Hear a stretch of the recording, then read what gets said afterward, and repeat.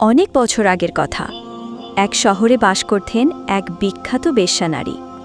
সৌন্দর্য, সম্পদ আর জৌলুসে তার নাম ছিল দূর দূরান্তে।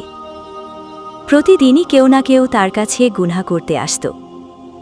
সে নিজেও জানত সে পাপের পথে চলছে, কিন্তু আর ফিরতে পারছিল না।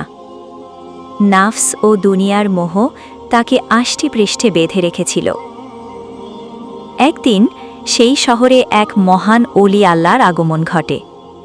তিনি ছিলেন তাওহীদ ও তাকওয়ার প্রতীক, যিনি নিজের জীবনের প্রতিটি মুহূর্ত আল্লাহর ইবাদতে কাটাতেন। ওই নারী অলিকে দূর থেকে দেখে থমকে দাঁড়ায়। তার চোখে এমন কোনো পুরুষ আগে ধরা দেয়নি যার চেহারায় নূর, যার চোখে ইবাদতের আভা। তার অন্তরে তখন একটা প্রশ্ন জন্ম নেয়, এমন একজন মানুষকে যদি একবার একটু কাছে পেতাম, যদি সে একটুখানি আমার সঙ্গে কথা বলতো। সে ভাবে, যদি আমি চাই, আমার সৌন্দর্য দিয়ে আমি তাকে কাছে আনতে পারি। কিন্তু তখনই তার ভেতরে একটা অন্যরকম দ্বন্দ্ব জাগে। এই মানুষ তো আল্লাহর বন্ধু, ওকে আমি গুনাহে ডাকব? এটা তো আরও বড় গুনাহ হবে। সে ভাবতে থাকে, চিন্তা করতে থাকে। এমন একজন পবিত্র মানুষের সামনে দাঁড়িয়ে সে নিজের অপবিত্র জীবনের প্রতি তীব্র ঘৃণা অনুভব করে। একদিন সে সাহস করে অলির সামনে যায়। মাথায় পর্দা, চোখে লজ্জা। সে বলে, হজরত, আমি অনেক গুনাহ করেছি, আমি পাপের জগতে ডুবে আছি, কিন্তু আপনার চেহারার নূর দেখে মনে হচ্ছে আপনি আল্লাহর খুব প্রিয়। আমি যদি আল্লাহর কাছে ফিরতে চাই, আপনি কি আমাকে সাহায্য করবেন? অলি আল্লাহর শান্ত কণ্ঠে বলেন, অবশ্যই, তোমার জন্য আল্লাহর দরজা খোলা। তিনি বলেছেন, বল, হে আমার বান্দারা, যারা নিজেদের ওপর সীমালঙ্ঘন করেছে, তোমরা আল্লাহর রহমত থেকে নিরাশ হয়ো না। সূরা জুমার আয়াত 53।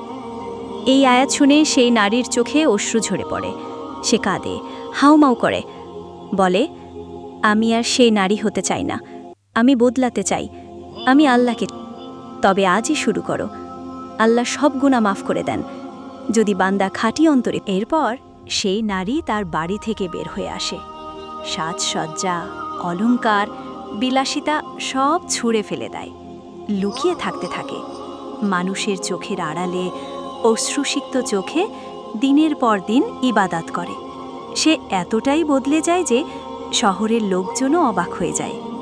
সে আর কাউকে দেখে না, কারোর সঙ্গে মেশে না, শুধু আল্লাহর দিকে মুখ ফিরিয়ে দেয়। কয়েক বছর পর একদিন খবর আসে, সেই নারী মৃত্যুবরণ করেছে। লোকজন বলাবলি করে, ক্যাই, এই পাপী নারীর জানাজা কে পড়াবে?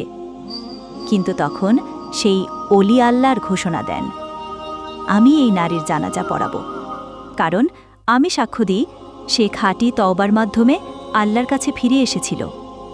তার মৃত্যু হয়েছিল ঈমান ও চোখের পানিতে। সে আল্লাহর প্রিয় বান্দী হয়ে মৃত্যুবরণ করেছে।